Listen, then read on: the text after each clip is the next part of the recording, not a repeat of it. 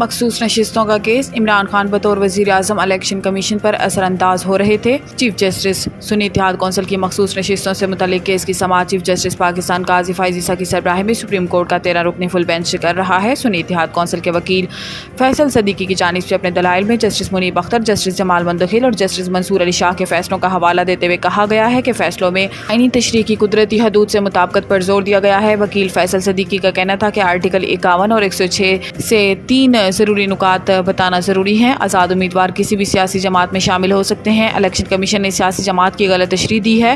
Election commission نے مخصوص نشستوں سے متعلق آئین کو نظر انداز کیا ہے۔ چیف جسٹس قاضی فائز عیسیٰ نے ریمارکس دیے کہ رول سے آئین کو کنٹرول نہیں کیا جا سکتا، جس پر وکیل فیصل صدیقی نے کہا ہے کہ جسٹس منصور علی شاہ نے کہا تھا کہ 80% لوگ آزاد ہو جاتے ہیں تو کیا 10% والی سیاسی جماعتوں کو ساری مخصوص نشستیں دے دیں گے، جس پر چیف جسٹس نے کہا کہ جی بالکل، میں نہیں بلکہ آئین یہی کہتا ہے کسی کی مرضی پر عمل نہیں ہو سکتا۔